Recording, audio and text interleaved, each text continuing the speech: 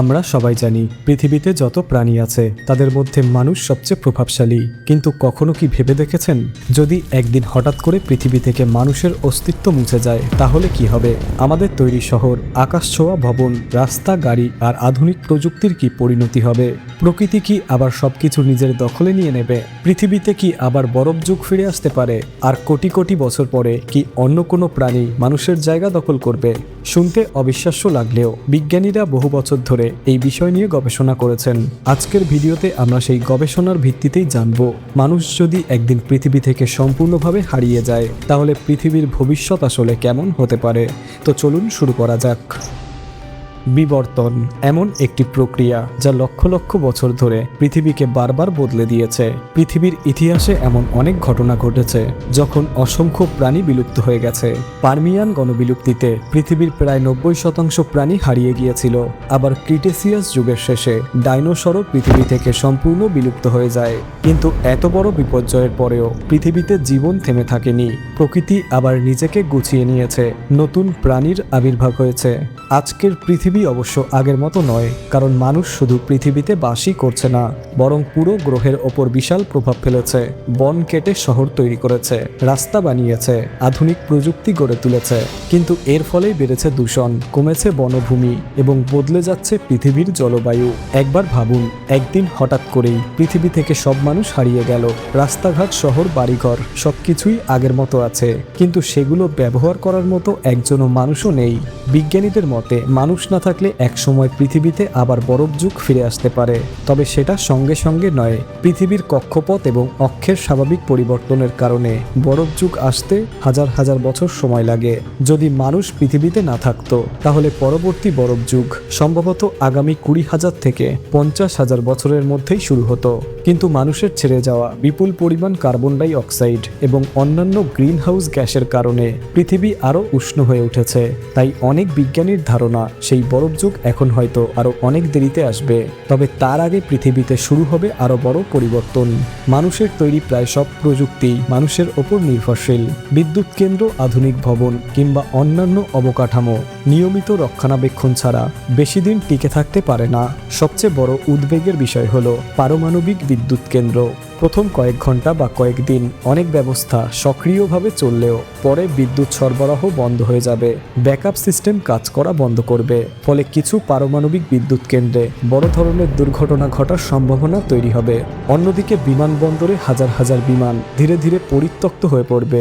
রোদ, বৃষ্টি আর মরিচার কারণে একসময় সেগুলো সম্পূর্ণ ব্যবহারের অযোগ্য হয়ে যাবে। একই অবস্থা হবে আমাদের শহরগুলোরও। মানুষের রক্ষণাবেক্ষণ না থাকলে ভবনের দেওয়ালে ফাটল ধরবে, কাঁচ ভেঙে যাবে, লোহার কাঠামোতে মরিচা পড়বে। বছরের পর বছর ধরে ঝড়, বৃষ্টি আর সময়ের প্রভাবে একসময় সবচেয়ে শক্তিশালী ভবনও ধসে পড়তে শুরু করবে। বিশেষ করে মরুভূমির শহরগুলো আরও দ্রুত পরিবর্তনের মুখে পড়বে। কিন্তু এখান থেকেই শুরু হবে প্রকৃতির প্রত্যাবর্তন। রাস্তার ফাঁক দিয়ে ঘাস গজাবে, ভবনের দেওয়াল বেয়ে লতা গাছ উঠে যাবে। যেখানে একসময় হাজার হাজার গাড়ি চলতো সেখানে ঘুরে বেড়াবে বন্য প্রাণী। ধীরে ধীরে শহরগুলো জঙ্গলে পরিণত হবে। দূষণের মাত্রা কমতে থাকবে। নদী, হ্রদ এবং সমুদ্রের অনেক এলাকা আগের তুলনায় পরিষ্কার হয়ে উঠবে।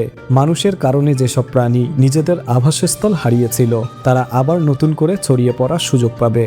কিন্তু এরপর আসে সবচেয়ে বড় প্রশ্ন, মানুষ বিলুপ্ত হয়ে যাওয়ার পর কি পৃথিবীতে এমন কোনো প্রাণী আসবে যারা আমাদের মতোই বুদ্ধিমান হবে এবং একদিন এই গ্রহের সবচেয়ে প্রভাবশালী প্রাণীতে পরিণত হবে? এর উত্তর হলো হ্যাঁ, এমনটা অসম্ভব নয়। কিন্তু তার আগে একটা বিষয় বুঝে নেওয়া দরকার, মানুষ পৃথিবীর সবচেয়ে প্রভাবশালী প্রাণী হলো কিভাবে? শুধু বড় মস্তিষ্ক থাকার কারণে না, কারণ হাতির মস্তিষ্ক অনেক বড়। শুধু শারীরিক শক্তির কারণে সেটাও নয়, কারণ গরিলা মানুষের চেয়েও অনেক বেশি শক্তিশালী। তাহলে মানুষকে আলাদা করেছে তিনটি বিষয়: বুদ্ধিমত্তা, দলবদ্ধভাবে কাজ করার ক্ষমতা এবং নিজের প্রয়োজন অনুযায়ী চারপাশের পরিবেশকে বদলে নেওয়ার ক্ষমতা। ভবিষ্যতে যদি কোনো প্রাণী মানুষের জায়গা নিতে চায় তাহলে তার মধ্যেও এই তিনটি গুণ থাকতে হবে। প্রথমে আসি শিম্পাঞ্জির কথায়। এটা শুনে হয়তো খুব একটা অবাক হবেন না, কারণ মানুষের সঙ্গে শিম্পাঞ্জির ডিএনএর প্রায় 98% মিল রয়েছে। শিম্পাঞ্জিরা বিভিন্ন ধরনের সরঞ্জাম ব্যবহার করতে পারে, সহজ ও মাঝারি ধরনের সমস্যার সমাধান করতে পারে এবং দলবদ্ধভাবে বাস করে। তাদের নিজেদের মধ্যে জটিল সামাজিক সম্পর্কও রয়েছে। কিছু গবেষণায় এমনও দেখা গেছে ছোট্ট শিম্পাঞ্জিদের স্মৃতিশক্তি অনেক ক্ষেত্রে মানুষের চেয়েও তীক্ষ্ণ হতে পারে। এই কারণেই অনেক বিজ্ঞানী মনে করেন যদি তারা আরও লক্ষ লক্ষ বছর ধরে বিবর্তিত হতে থাকে তাহলে তাদের বুদ্ধিমত্তা আরও বাড়তে পারে। তবে একটি সমস্যা আছে, শিম্পাঞ্জির সংখ্যা তুলনামূলকভাবে কম এবং তাদের বংশবৃদ্ধির গতিও ধীর।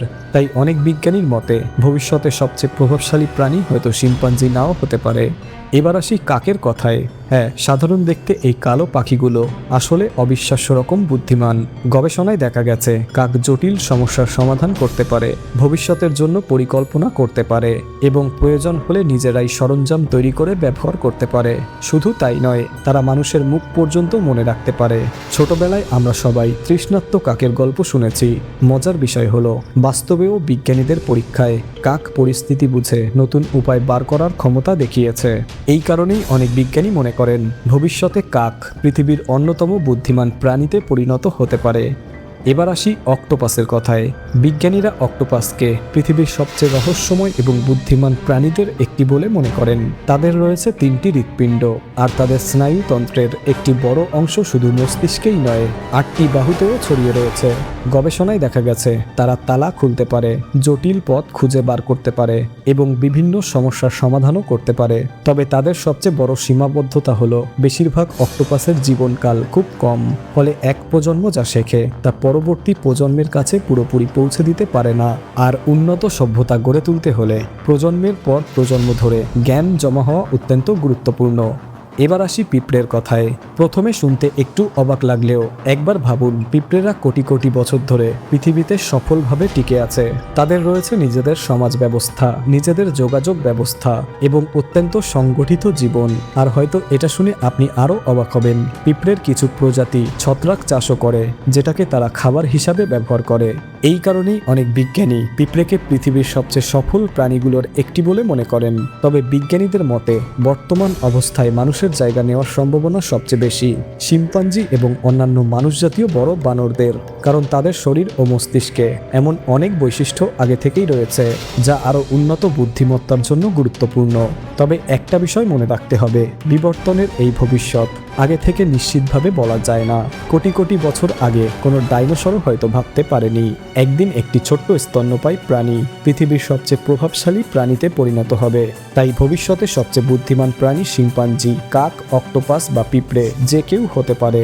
আবার এমন কোনো প্রাণীও হতে পারে যার কথা আজ আমরা কল্পনাও করতে পারছি না।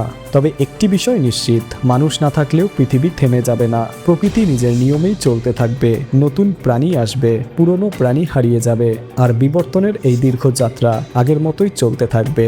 এই ভিডিওটি শুধুমাত্র একটি কাল্পনিক ধারণা এবং বিভিন্ন বৈজ্ঞানিক গবেষণার ভিত্তিতে তৈরি করা হয়েছে।